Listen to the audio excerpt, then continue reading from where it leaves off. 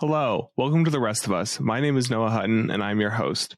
Each week, I'll have on a new entrepreneur to have them tell their story, talk about their struggles, their lessons learned, and talk about what's new in their business. This week, we have one of my friends, Luke Delp, on. Luke is somebody who I've always thought of as kind of a serial entrepreneur. He has a really unique journey, but he's always kind of done something entrepreneurial or has something in the back of his mind that he's planning on. So I really wanted to have him on to kind of talk about his really non-traditional journey and just talk about where he's going in life and his past entrepreneurial ventures. So without further ado, here's my interview with Luke Delp.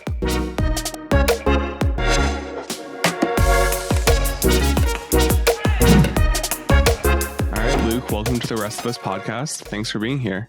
Yeah, thanks for having me, Noah. Awesome. So before we start, I just want to give you the opportunity to kind of just introduce yourself, talk about kind of what you're doing right now. And yeah, just introduce yourself. So my name is Luke Delp. I graduated with Noah from Warsaw in 2018. And currently, actually this Friday, I'll be graduating with a bachelor's in digital marketing from Grace College. And I also just accepted a job at Sweetwater in Fort Wayne. So I'll be doing kind of a marketing coordination position there. Great. So the reason I'm having Luke on this podcast is even though he kind of, it sounds like he has a little more traditional route. I've always known Luke as an entrepreneur. Just kind of seeing him after he graduated high school, just the route he took was very different than most people take. So when I started this podcast, I definitely wanted to have Luke on as a guest just because his route is so unique. So I think the best place to start, we were talking a little bit earlier, is in 2015. You started doing like boat detailing. So if you want to just kind of start there and we can talk about that. Yeah. So besides like, the normal way of kids making money where they're mowing grass and shoveling snow and things of that sort. One of my buddies, Tanner, and I decided one summer that, we're going to do this boat detailing company. So it was called Super Shine Bros. And I don't really want to get into too much details because I'm sure the IRS would probably come after me since I was so young and didn't know all the tax laws. But so we were like, how can we make this the most convenient? So what we started to do is go door to door, handing out flyers to people who lived on the lake and had a boat. So we would come to their house and, detail the inside, vacuum out, wipe down the seats, buff the outside, shine it.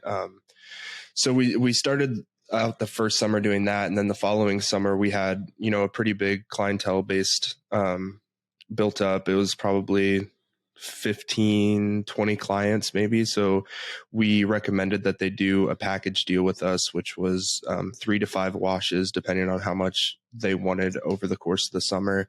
And we sold about 12 of those. Again, probably shouldn't get into details about money, but so yeah, that kept us busy during the summer. And, that's kind of where my entrepreneurial journey took off from. So yeah, definitely. I think for those people who are not aware where we are from, Warsaw, Indiana, kind of northern Indiana in general is a really big like lake area. There's a ton of lakes up here, and lake life, especially in the summer, is really big. Everybody's out on the lake every day. If you're not working or not in school, you're on the lake usually, especially if you live on a lake or live near a lake. yeah. So boat detailing just seems like a really natural, like unless you like other than cars, like detailing boats just seems like a really natural like, kind of business if you don't want to go work at like retail or food or something. Right. Yeah. So I think kind of the next place to start is right after high school. You went to Butler. Yep. So just kind of talk about that because I think that's where like the more like unique side of your story kind of starts. Yeah, for sure.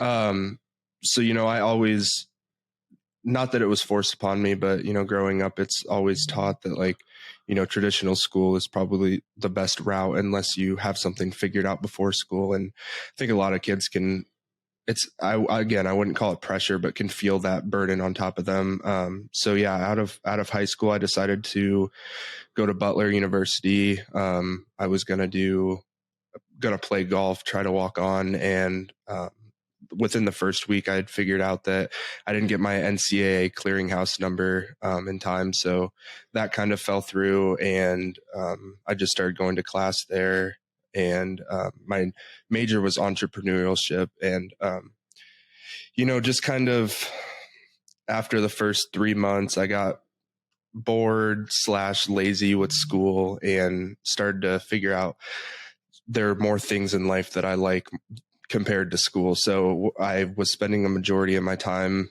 in my room, staying up late at night, making music, trying to teach myself how to mix and master. And that's kind of where things started to go downhill for me, I would say, is I started to fail classes by not showing up. Like my grades were fine, but I wasn't going to class.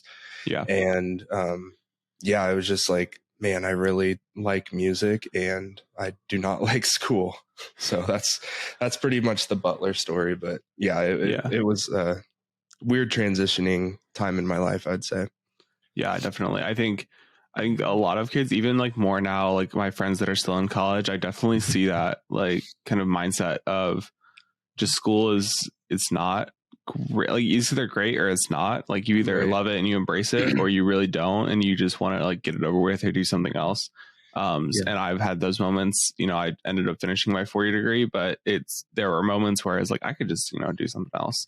Like I don't really. It got to a point where I was like, I've done 3 years, I can do one more. Or I've done 2.5 years, I can do one more or something. But I feel like every college student has that moment where it's like, I could just kind of, go work, whether it's manufacturing or do an entrepreneurial thing or just go travel or whatever it is. Like you could just kind of do something else, because a lot of people feel like school isn't the best route once they get there. And I would even, like, for me at least, and I think a lot of people could relate to this, is when I think about school, I think about school over here and learning over here. I think that when it's, you have to learn this and you have to memorize this, it was challenging for me. But, for all the things that I've done in my life, like a lot of that came with learning how to do it. And that part of life is where, I found more happiness, is like, if I can teach myself how to mix and master or do video production, like there's a lot to be said about that learning rather than, school taught learning. Yeah, for sure. I think it's kind of like similar to the idea of like when you're a kid and you're like, oh, I'll just go do the dishes. Like I'm just going to choose to go do the dishes. But then your parents say like, hey, can you go do the dishes? Yeah. And you're like, well, now I'm not going to do the dishes because I was going to do it just because I chose to. So like school is the same way. And one of the things that you mentioned to me when we were talking a couple of days ago was you kind of get bored easily. And that's kind of a theme with some of this, like your journey and your story.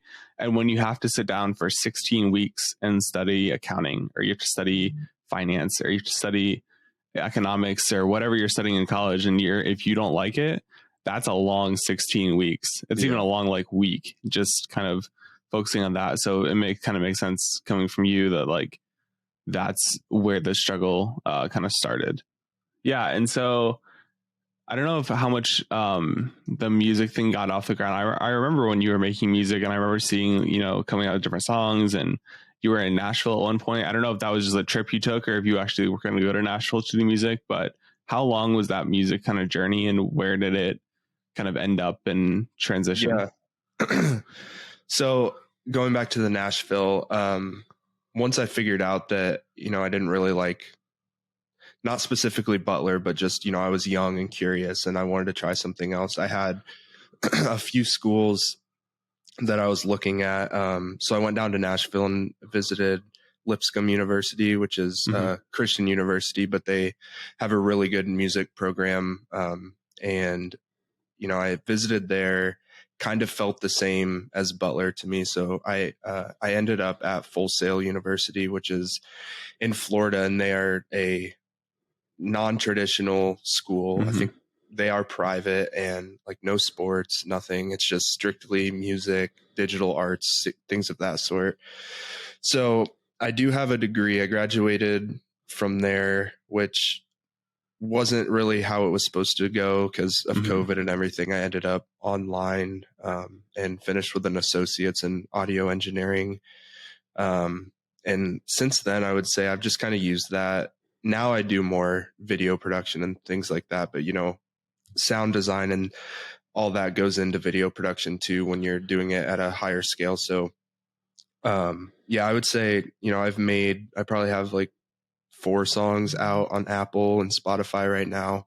And I have like 250 in the archives that, I just don't do anything with them because, I mean, as everyone has gone through, when you first start out, like it's bad. It's not good compared to where you are. And, it always has room to grow. So I think, working at Sweetwater and just having that musical background, like I'll always be making music and using what I've learned, but it's kind of not come to a halt, but definitely slowed down since I graduated from Full Sail. Yeah, for sure. And then after Full Sail, was it Grace next? Is that kind of where that path took, or was there something in between Grace and Full Sail? Just about 3 months of downtime. Okay. I would say that like between Full Sail and Grace, it was a lot of trying to like gather myself again and figure out like, okay, now's probably the time to figure out what you want to do. You've had your fun, you've gotten your experience that you thought you wanted. And it was a really cool experience. I met a lot of cool people, but I think that when it all came down to it, that sort of thing to me was always more of a side hustle than what I could be doing. So like I decided, and through a golf scholarship and other things, like I decided to end up finishing my bachelor's at Grace, which, I mean, all of the credits from Full Sail didn't transfer. A few from Butler did. So I came into Grace with like maybe 35, 40 credits. And like I said, I'm finishing on Friday, and then I'll probably go back for my MBA after that. So I mean, again, like that, just never, or always kind of having something going on business minded, even if you, and like later on in your story, we'll get to kind of more entrepreneurial stuff, but even just kind of always having that business minded focus is something I've always like admired you for. And something that I've looked at whenever I see like what you're doing, whether it's a job or a new venture or it's a whatever, like I always see a little bit of business in everything that I've like seen you do. I don't know if Relic Raid comes into play here, if there's something before that or after that, but is there something I'm missing before we go into Relic Raid? Because I think that's one of the more interesting and unique things that you've done. Yeah. So no, that was right around when I started at Grace. I want to say we started in like the fall or winter because it was getting pretty cold out.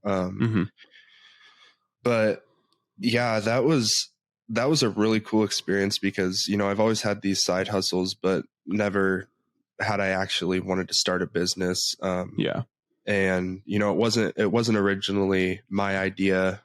So a friend of mine approached me at school. I don't know if you want me to use names or. Yeah, you can use names. Yeah. Okay. I assume he's fine with it. I know this person as well. So his name's Tommy Meyer, and his dad and his dad's friend have been business partners for a really long time, doing certain things and creating products and whatnot.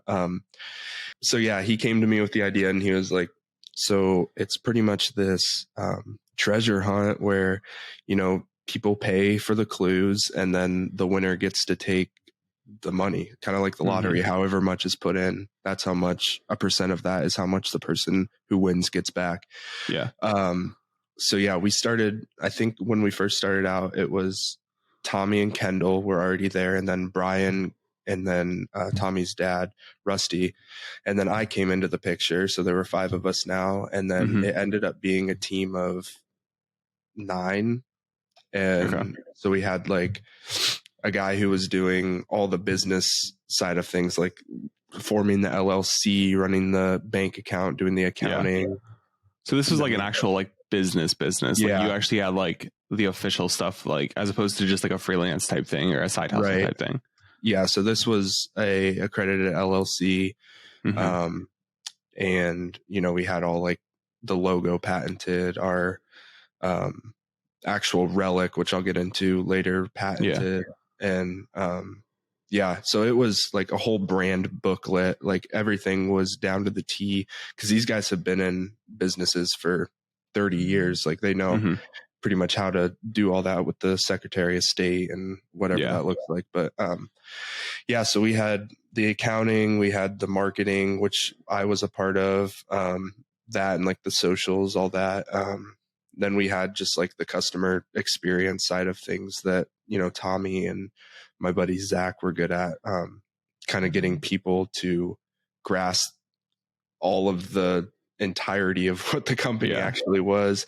Because, when you tell someone like, oh, it's a treasure hunt, they're like, okay. And like a little kid's game or whatever, but it's like, it's actually like legit. Like it seemed pretty cool. Yeah. So our first event was, I want to say with Grace College. We formed a agreement with them that they pay us X amount of money and we'll do 3 free raids on campus. And our first one, we had like 5 kids show up. It was a terrible turnout. Yeah. But again, like we don't have anything invested in this besides like a few t-shirts and hats and things like that. So the kids play, and the feedback was like really cool because, they actually enjoyed it. They thought it was challenging yet rewarding. So that was neat to hear. And then we did an official launch in the Winona Park, and we had like a clothing rack with all of our gear on it and like a screen playing our intro video. Like it was cool. It was legit. Cornhole boards that were branded. There was like, I wouldn't say we had a great turnout, but it was enough to like draw a little attention from outside people who were walking by. I think there was like 30, 40 people there. And, that was cool for us because we got the chance to, bring the community in on it. And, but overall, I think we did like 6 normal raids, and then we did a corporate event for Lippert, who makes RVs in Elkhart, huge company, and they contacted us, and we did an event for them. And after everything, we made quite a bit of money, with again 0 capital investment. So it was really neat to see, how people react to something that you're a part of. And then also the experience of like giving that back to your customers. So like when they win and we get to watch them scan the final NFC chip on the relic and, see that money like actually go into their hands is a really cool experience.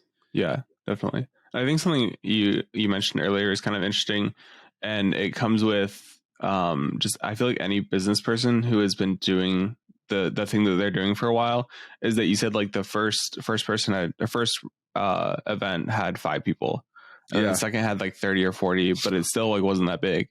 And like you had all these business people behind you, like Tommy's dad and Tommy's dad's friend, and all these people, like they've done it before. So there's that idea of like, well, they've done business before, they've had successful businesses, so we should be successful too. And so was it kind of like just, it was all like fine because you're like, this is like, we're doing this and it's great no matter what, because like if people are showing up? Or was there kind of like only 5 people? Like, come on, like we could do better than this. What was the mindset with that? I think in the beginning, we were trying to give people an alternative for what they thought it was. So like when only 5 people showed up, in our heads were like, yeah, it's a small number, but things can travel fast, and we're gonna, if these kids had fun, like we're gonna believe that they're gonna tell their friends for the next one. And I think the next Grace one had like 35 or 40 kids, so it definitely spread and people became more interested.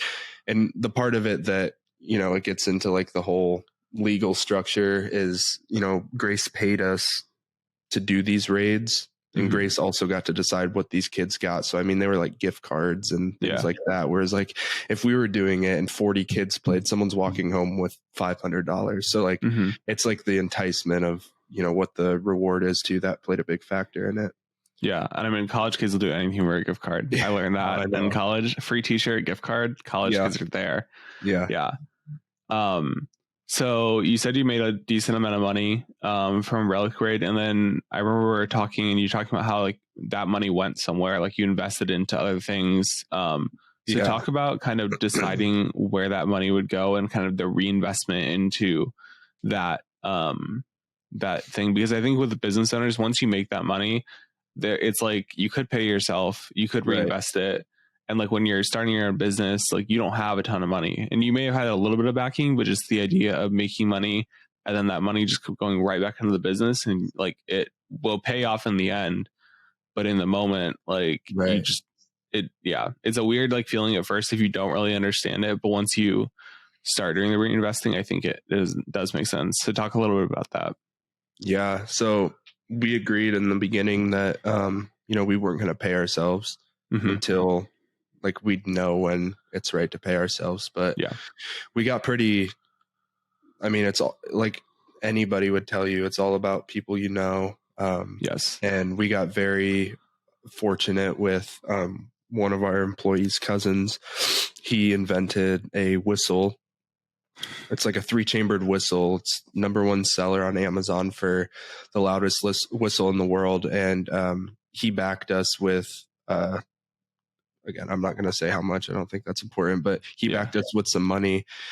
And it was actually perfect timing. It was right around the time that we were about to do our first Friday event in downtown Warsaw.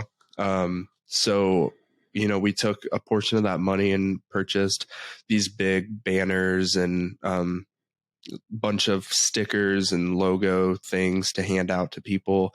And that was actually one of our better turnouts. We had like 50 people play because we didn't make them pay to play, since we like used a portion of that backing money to also pay out the winner. So we ended up giving $500 away that night, which was really cool to see all these local people wanting to participate, and they had a lot of fun doing it. Yeah, definitely. First Friday, for those who don't know, is kind of a block party kind of thing, or the first Friday every month the city of Warsaw puts on downtown. So I think I don't remember that one, but I think that is a really good idea of just like getting. I think it sounds like your focus was just getting hype around it and not necessarily like making money. Well, making money, but also just like, I don't know how I want to say this, just kind of getting attention on it and growing via word of mouth versus like finding a way to make it economically viable. Because I think with word of mouth comes that. And that's something that I think every business owner will learn eventually, whether they want to or not, that like word of mouth is such a huge part of business that even if you don't see it in the first month or the first year, or, where you're putting in all this effort and time and stuff, word of mouth does come eventually. And it sounds like you guys kind of understood that and focused on that in the beginning. Yeah. And it was like, I don't know if we talked about this the other day, but what ended up happening is, I guess our idea was so good that someone else wanted to do it. Okay. And so there was a guy on Facebook actually who was like friends with one of our members. And that's how I think he saw what we were doing. And about halfway between our first raid and our last one that we've done, he started doing this like Facebook clue thing where he would like post the clues every day for like 10 days. And it was called like Warsaw Treasure Hunt or something like that. Interesting. And he ended up getting a lot of traffic on there and was paying out like $1,500. Oh, wow. So so that kind of, it's where like the balance is of like, we had a more professional approach to it with the website, the LLC, the branding, everything that went into it, where this guy was posting on Facebook. Yeah. Just like a whole different target market and demographic. So it's like, there's goods. Ours is probably more sustainable. His is probably easy just for fun. Yeah. Yeah. And be a competitor and try to take us out when we're just starting. So there was a couple reasons why things kind of went downhill, but that was probably the starting point of, bringing in that new competition when you thought your idea was the only one. So, and you also talked about, kind of the viability of growing that business, which I think was something I didn't even think about, but it's such a huge like part of like the issue with growing that, which you can talk about, but like it makes total sense once you hear it. Yeah.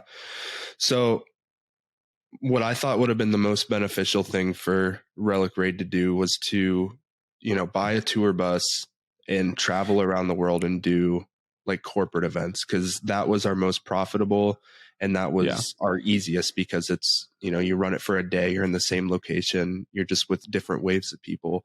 But when we talked about scaling and, moving, having it virtually ran on a computer, but having people in LA and Chicago, Minneapolis, like all doing these raids, it came to like this trust issue, because, say Noah is in Minneapolis and he wants to be a clue master, is what we would call him. And he's writing down these things. Like, how do I, as a business owner, know that I can trust Noah to not tell his friend that, hey, this is where it's going to be hidden? So there were a lot of things, like, plus, like, we don't know all the cities, like what they look like, where we could hide things. So, it'd take like probably 100 solid clue masters that would preferably be family or friends that like we knew lived in these cities. And like at a point, it turned into something that felt impossible. And then our other option was to create this like Pokemon Go sort of app where, they're virtual clues. You don't actually hide a relic, which we were doing. So yeah, I think, apps cost $75,000 for someone to build. So like, that's a lot of money. Yeah. Which we didn't have. So yeah. And also just like the idea of like, if you go into Chicago, like Chicago is massive and there's everybody there. And like, who's to say like some random tourist doesn't see it as like, I don't know, black or gold or whatever the color relic was, and just be like, oh, that's cool, I'm going to take it because it looks cool. And like, then that's it. It's gone. Like, and they were cool. Our relics were cool. Because it sounded cool. It's like 3D printed and something like that. Yeah, it was a acrylic casted, two-sided. So like it would come as two triangles that were acrylic with red and black filling, and then we would manually glue them together. And we also would take off like a 1/4 inch on the bottom and place our NFC chips in there. Okay, yeah. And for those who don't know what an NFC chip, it's pretty much like your card reader when you go to an ATM and tap it. Yeah. It's like the proximity reader thing. So like when people would find the relic and scan it, you just have to get close to it to do it. Yeah. I think Relic Raid was definitely one of the most unique business ideas. And I remember just like, it was funny seeing just like guys from my high school just like starting this whole business of like an Amazing Race style kind of event in Warsaw. And it was just like, where did this come from? But it was so cool. And it was really like just unique. And it seemed like it had legs. It just kind of, from my perspective, it just kind of tapered off. But after talking to you and like seeing just that whole, like seeing the challenges for the business and how you ran it and all that kind of stuff, it makes sense why it wasn't necessarily scalable without maybe some investment or maybe some just time, and time is money. And it would just take money no matter what to grow a business. And maybe you didn't have that money right away. And it also didn't seem like necessarily it was your focus for like that time of like if you have a business and you just want to like grow it, like you're going to focus all your time in it, but you're also kind of in between like college, or you're doing college, and like there's so many different things you're trying to focus on at once. And so, there's the balance of time. And if you see that something makes more sense versus something else, like it kind of makes sense to focus on the thing that is more viable. Yeah. So now we're at Grace. You're doing your digital marketing degree. Something that you talked about at Grace, and Grace is this thing, Grace College in Winona Lake, Indiana, does this really cool thing. It's kind of a business competition, like kind of a case competition in a way, if you're familiar with that, but it's just a business competition. And I think you can explain more about it because you actually did it, but I think that will transition us into your next kind of entrepreneurial idea. And I'm really excited to hear about it because it sounds really cool. Yeah. So the business plan competition is actually funded by the board of directors, I think, at Grace, and it's a class that you take, accredited class, and then the winner after evaluation, but from the judges and all that on the actual night you present gets to take. Last year, I think the payout was like $12,000. Oh wow! Yeah. So it's legit. You Mm-hmm. come up with this business plan, marketing plan, everything that goes into a business plan, and come up with like a 90-second pitch and a slideshow, pretty much like Shark Tank. Yeah. And then there's, 4 people sitting there listening to your pitch, and they decide on the winner after that. But yeah. And is it like in the class, are you like guided? You have like a mentor, like a professor that kind of guides you, or are there like multiple professors that would guide you through that process? Yeah. So like you kind of switch mentors every week. So okay. You start out, it's the class is kind of like McGraw-Hill or like a company like that. It's run by this company called Score, like you score a goal. Okay. And so they have these licensed mentors that they'll send to the college to talk to you. So, okay. And they all have like either started businesses or helped people start businesses. So yeah, there's definitely a lot of wisdom and knowledge from these people, that you pretty much can ask them anything and they'll, help you for free. So it's definitely a plus of the class. Yeah. And like starting a business, like that's such a huge thing, is having mentors. That's part of the reason why I started my podcast. This podcast is just like talking to people about business is huge. Yeah. Because business, especially like if you're in content or media and the stuff like that, it can be a very lonely gig. And so like having those mentors just kind of talk through issues and like run ideas off of, and like just have that person to get ideas from is huge when you start a business. So having kind of a structured class makes so much more sense, and it seems like a really solid way to get a business plan off the ground, because just a business is anything. Like there's no rule book. I mean, there's regulations and official stuff, but like there's no like book of like, okay, here's step 1, step 2, step 3. Like you can do anything. Yeah. And you can go any direction, but like having that structure, especially if you don't even know that's what you want to do and you don't necessarily have the time to put into it, like having that structure seems like a really good way to kind of explore business before you actually do it for real. Right. Yeah. Yeah. So, and it's cool too, because like a lot of back to like our first point of topic, like a lot of the classes you take in school are, do this, do that, follow these instructions, where, a real life example class like this that also has the benefits of real life, like paying you back, is a really cool experience for students, because there's the motivational factor along with like the learning aspect of it. Yeah, for sure. I had a couple classes at Purdue. There was one professor, Dr. Chad Allred. He was a marketing professor, an MBA professor at Purdue, and he taught a lot of the marketing classes there. And his thing was always like experiential, like learning, as opposed to textbooks. Like there was some textbook stuff, but you always like in every one of his classes, we had a client and we actually like created stuff for them. We created like marketing materials, and we did video and content, SEO, and all that kind of stuff for them. So those classes were always my favorite, just because like we were actually having like real world clients to work with, and like working with a client is such a good experience to get.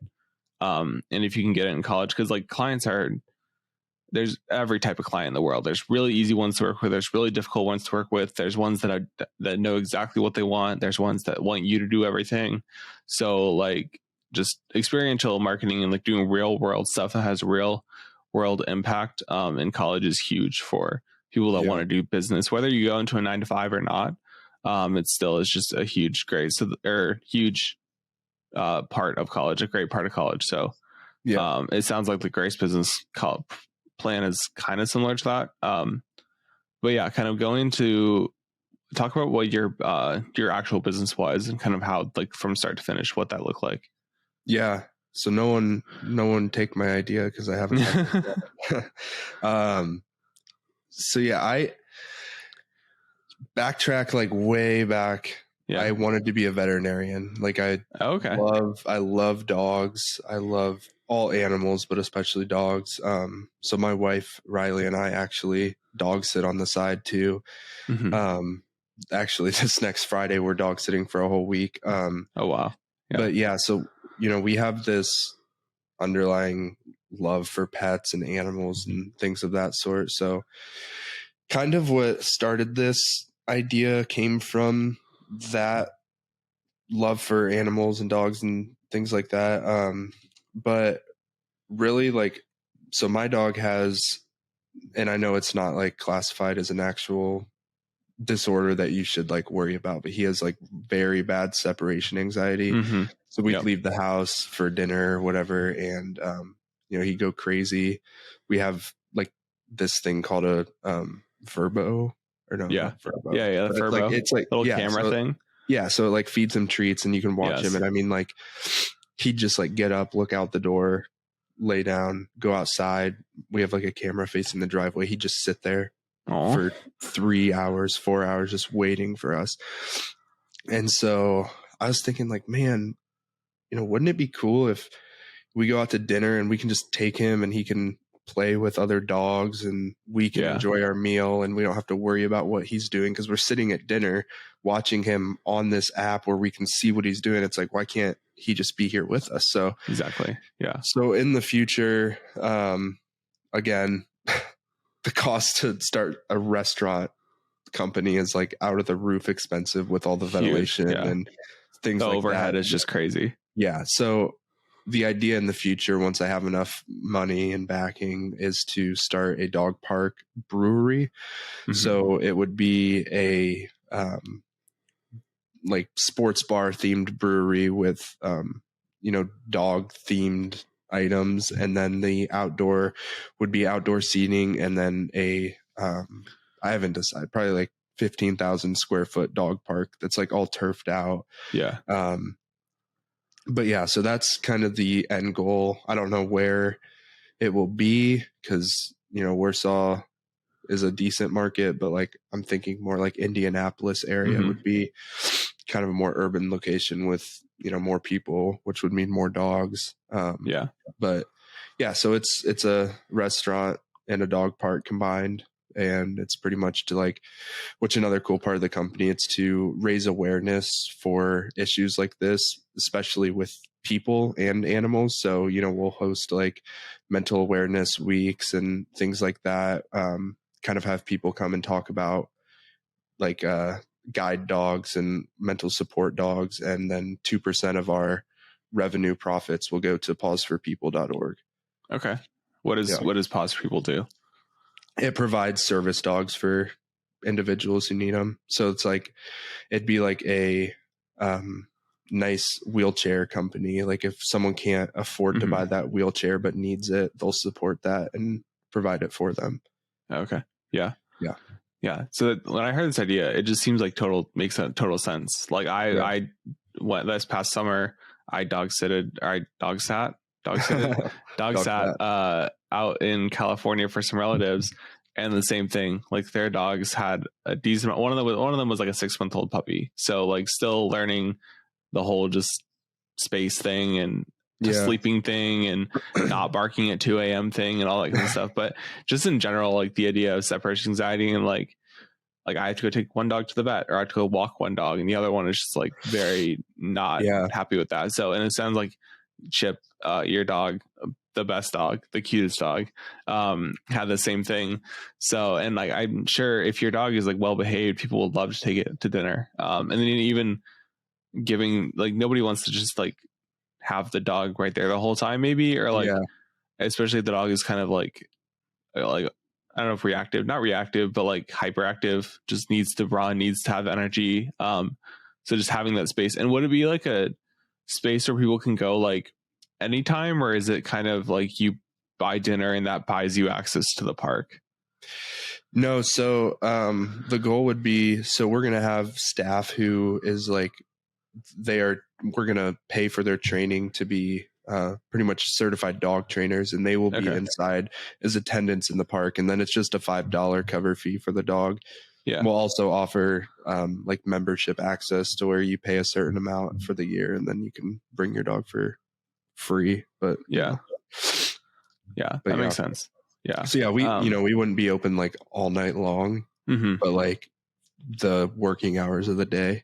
Yeah. It sounds like a great idea. Just just the whole adding a different, because like everybody can open a restaurant and like, okay, it has good food, but like that's fine. But adding that whole separate side of it of why is like making it unique, and that's like such a huge thing now. Like I feel like everybody can start a business now, and so a lot of people are. And like I had this thing where my first business was actually a clothing brand, and I was like, I'm gonna start a clothing brand and graphic design and do that, Shopify, the whole thing. But like my designs were A, not that great, and B, I had no reason to like for people to buy from me. It's like, why would I buy from the person that has the generic like mock-up models on their site and that has like these okay designs and like has no marketing, and the site just looks okay and it's like kind of sketchy because I've never heard of this company and they don't have a physical location. Like all this stuff is like why, like a why. But so like same thing, a similar thing with the restaurant is like maybe it has great food, but like I already have my favorite restaurant down the street. So you need that why. And especially with like business now, like you just need a story, you need a why. And it sounds like with like the class and just this whole thing and your passion for dogs, like you have the why, you have the charity aspect, you have the dog training aspect, you have hopefully good food, obviously good beer, and everything like that. So you have like all of these extra layers for a business to make it more appealing as opposed to just a restaurant and maybe like a big yard. So yeah. And I think our big why, which is pretty obvious, is the dogs. But I think that also when you're looking at it from like a consumer, I've been to a lot of restaurants that the food sucked, but the atmosphere was really cool. Yeah. So like, for instance, Rainforest Cafe, like terrible food, terrible food.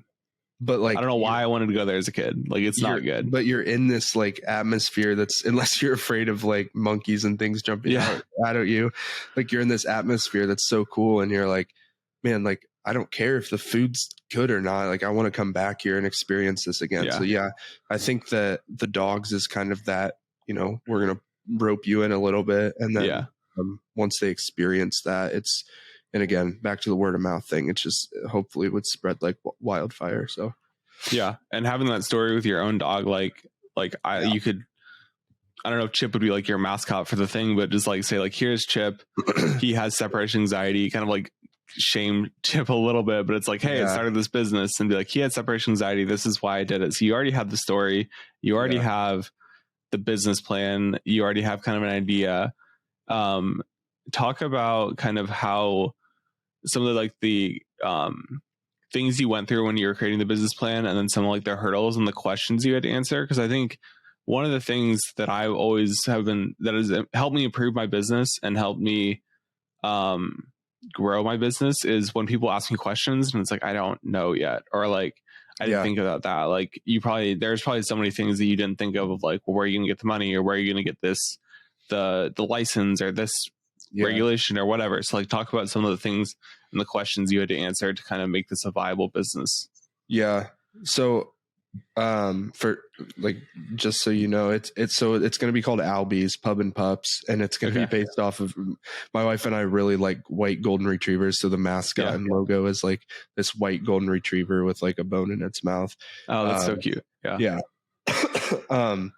But yeah, I try to ask a lot of questions, like, especially now that, I've been in school so long, and it's like, you don't have that much longer. You just need to learn as much as you can from people. So I think like, the basic things like accounting, like that was one class that I definitely struggled in. And, like how much of my own money should I put into this, and how much should be investors? And then one of the good points that one of the advisors made was, like when you go to a bank for a loan for, let's call it $200,000 to start, like some of the capital cost of this, like, what are you going to present to them, and why should they give you their money to do something like this? And pretty much his point was, you've never started a business, you've never worked in the restaurant industry, you don't know the back ends and the loops to go through to make things work. Like, your idea is really cool, but like, how are you going to actually bring this to life and be successful at it? So I think, that was one of the things that I had to think about was, it's okay to accept that I haven't done anything like this, and it would probably be not such a good idea to go into this blindly. So, finding someone that would want to like help either start the business with me or fund it and give me, guidance and things like that. So, that's going to be like I said, this business probably won't be something that happens in the next 20 years. It'll probably be my like retirement plan. To find someone who has experience in that field. That was some really good advice that I got. And then I think originally, like, I wanted to just do it in Warsaw, but one of the guys was like, dude, like, you need to go way more populated with this. Like, you're going to have a hard time keeping people around. And then like the aspect of weather too, that's another one that I didn't really know till it got brought up. He was like, moving south wouldn't be such a bad idea either, because you could keep it open longer throughout the year, if not all year round. Would it be like an open air dog park, or would it be like have like some sort of an enclosed area as well? It would start out open. Again, that's probably easier. Yeah, that, and then the money part, and you know, it unless there was just like an awning over it, because I think it's cool to have people be able to see their dogs while they play. And then the outdoor bar would be kind of an open concept as well. So, but man,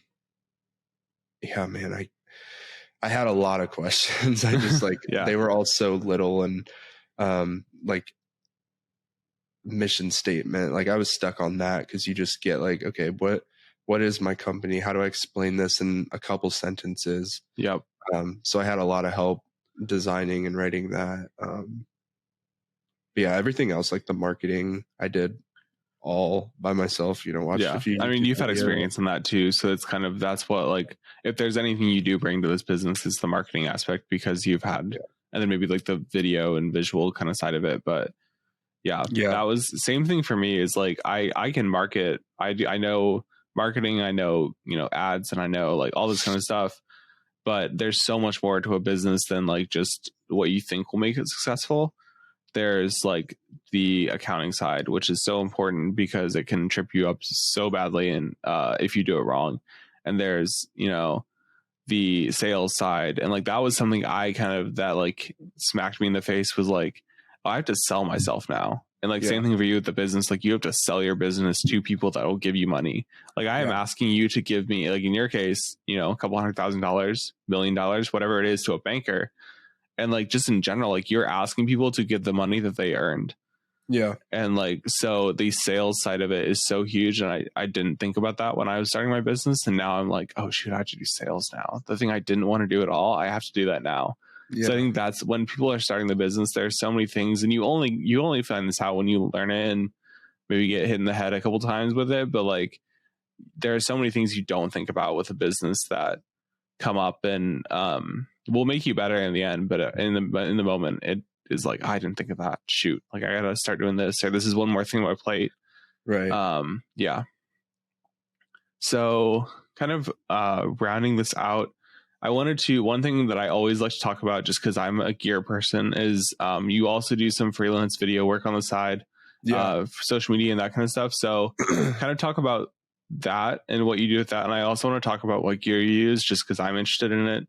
And as a photographer myself, I always love talking gear with people, and also talk about why you chose those pieces and why you chose to invest that money into those pieces, because they aren't cheap. Cameras are not cheap. Gimbals are not cheap. They're an investment for sure, and some people won't understand it, but they make sense in the future. So I've been making YouTube videos since I was like in 5th grade with my friends on like the Mac camera in our living room. But my sister, because like I started out doing videography for fun, like just because I've always liked making video, being behind the camera, especially. I don't like having my face on screen like this is even weird for me. Yeah.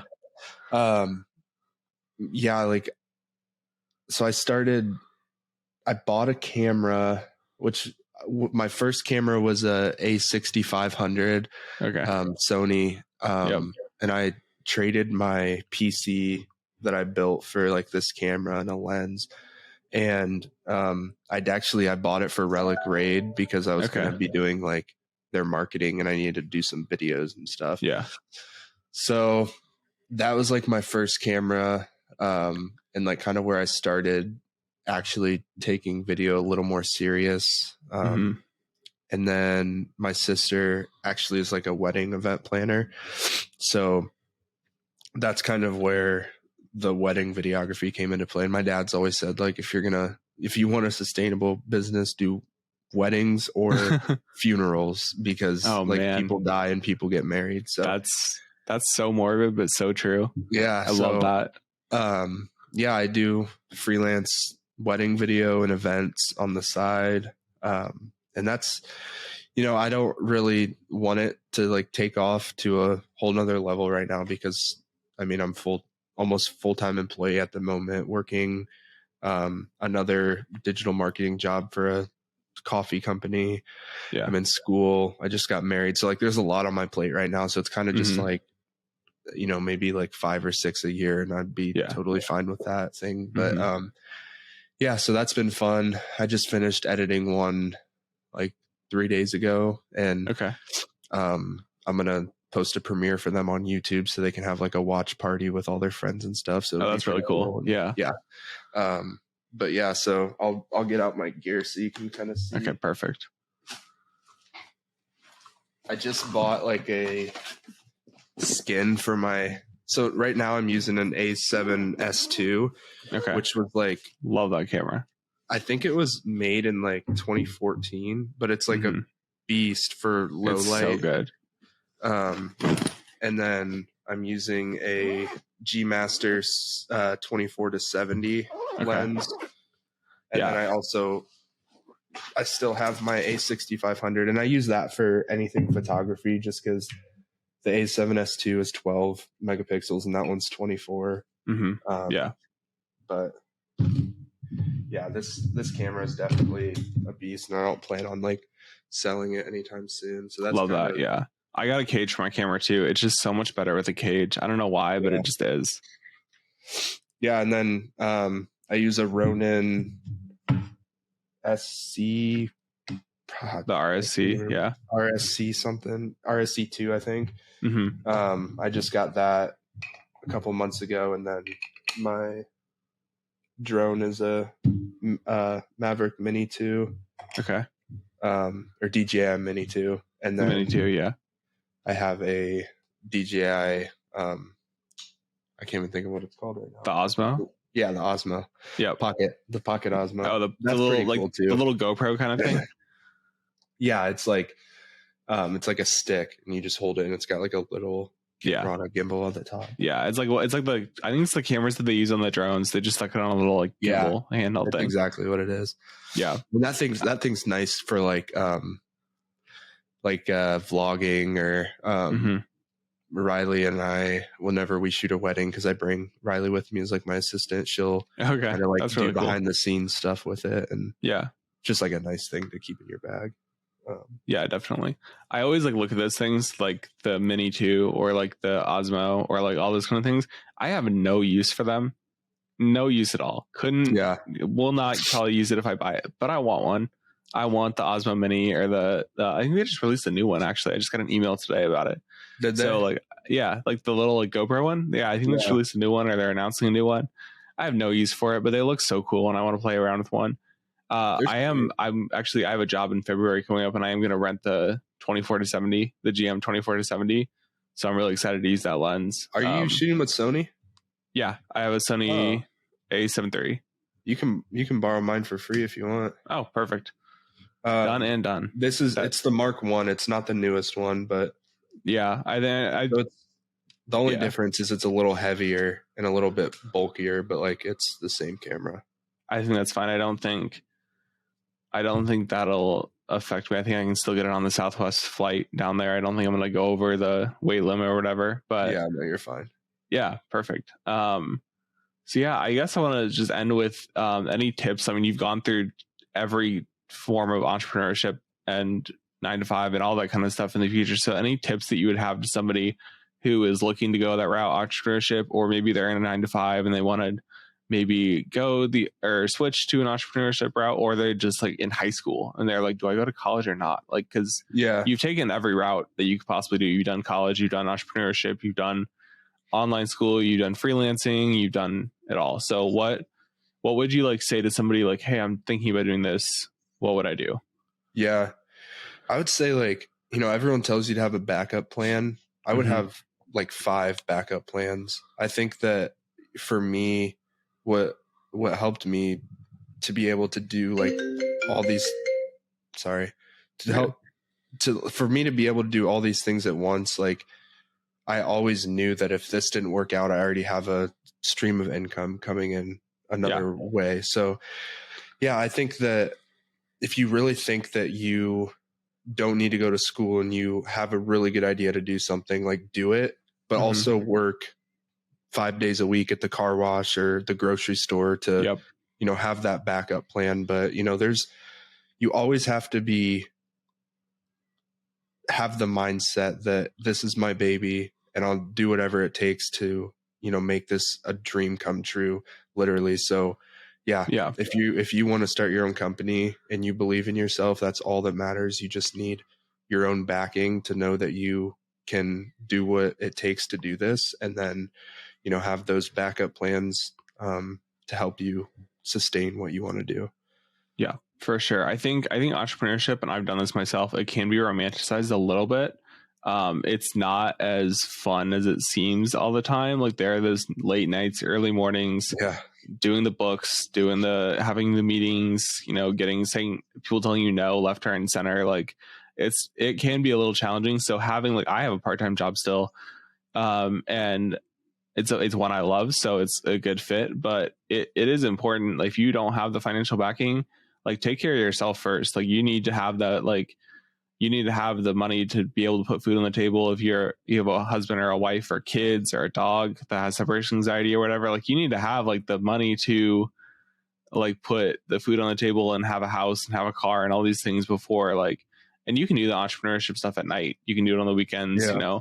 If you want to start a YouTube channel, that's a weekend thing. That can be a, 7 to 9 PM thing or whatever. Like, you can do it on the side and then just get the grocery job, get the car wash job, do sales or whatever, do something, get a remote job so you can work from home and then have a little more flexibility there. Like, it is important, I think, unless you have enough money in the bank to keep yourself afloat for however long, like, it's going to take a minute to get started on a job. It's going to take me, like, even if you know exactly what you're doing, like, let's say you worked at a marketing agency and then you want to go off and start your own marketing agency, it's going to take you a while no matter what. Like, it's going to take you a year or two to get off the ground and get the clients, and it's not guaranteed that you're going to succeed. So it's important to kind of make sure you're covered first financially, and then keep the passion. Like, the passion is the biggest thing. Keep your story, keep your passion, but also recognize, be realistic with what you're doing.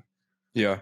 And I also think, like, there's part of it too that I've kind of always followed this motto of, once you pick something up, you have to let something go.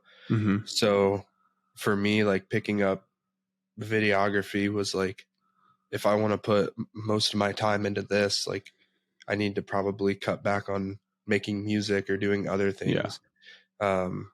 Taking up a full-time job, even, like, there's certain things like staying up at night playing Call of Duty or whatever with your friends that you have to kind of cut off if you want to keep adding more to your plate, or adding a company that you want to start to your plate, especially because there are distractions. There are things that are going to want to tell you that, this isn't fun to sit down at night and write this business plan, but it's fun to go out to the bars with your friends. And, like, there are definitely sacrifices to be made when you're wanting to do something like this. So 100%. The stuff that isn't the most fun will give you the most, I feel like it'll give you the most freedom in the future. Like, once you get it, like, maybe designing a website is not your favorite thing, but like it's really good to have a good website. So sit down and do that, or make sure your books are correct. Sit down with an accountant. It's not going to be fun, but it's going to have you peace of mind in the later. Get your LLC set up, whatever it is. Like it's not the fun stuff, but it is just what you got to do a business, and it's important. Yeah. So Luke, thanks for coming on. I'm really excited to have people hear your story because I think it's so unique. If people wanted to reach out to you I know you don't want to do the wedding thing maybe all the time, but if people wanted to reach out to you for any of that or have questions or anything like that, where would they find you online? Yeah, I mean, I'm open to helping anyone out if they are getting married anytime soon or have an event. Just let me know and we can work something out. But so my kind of project and portfolio page is Shot by Delp on Instagram. No spaces, no caps. I mean, yeah, I don't think they have capital letters on Instagram, but yeah, just Shot by Delp. Yeah. And yeah, that's probably the best place to reach me. And you can see some of my work there. Or you can email me at delpluke@gmail.com. Perfect. And I'll definitely have to have you back on once you get the dog brewery set up, because I think that's just the best idea ever. I'm going to have a lot of wrinkles by then. So, it's so will I. Well, hopefully in the future they have like filters that will out a lot. 100%. 30 years down the road, we'll look perfect. We'll look like this. Yeah, but, I hope so. Jeez. Yeah. All right. Well, thanks for coming on. Good luck with everything in the future. And can't wait to see what you're doing. Thank you. Yeah. Thanks for having me. I appreciate it. That was my interview with Luke Delp. Thank you for listening. I hope you enjoyed our conversation. I know I did. Luke is somebody who I have always looked up to as an entrepreneur, and seen his different ventures and different journeys. So it was really nice to talk to him and hear about what he's been doing and what he has upcoming. Really excited. Hopefully that he does that dog park brewery. That would be really, really cool to go to. If you could, please leave a review and a rating on the platform of your choice, whether that be Spotify, Apple Podcasts, any other platform. It really helps me know how I'm doing and also helps the podcast to get shown to other people. Also give us a follow on Instagram, Facebook, TikTok, LinkedIn, YouTube, whatever social media platforms you are on. I'll be posting clips from there, announcements about new episodes, and also be asking for some feedback. So make sure to follow on your social platforms of choice. Also, look in the show notes. There is a link to a newsletter that I'll be putting out. It has some takeaways from the episode. It'll have announcements about new guests. It'll have some other resources if you are looking to start your own business, grow your own business, or if you're just interested in entrepreneurship in general. It's a really good place to get some of that information. So make sure to go to that link in these show notes. Episodes will be released weekly, so I will see you next week on The Rest of Us.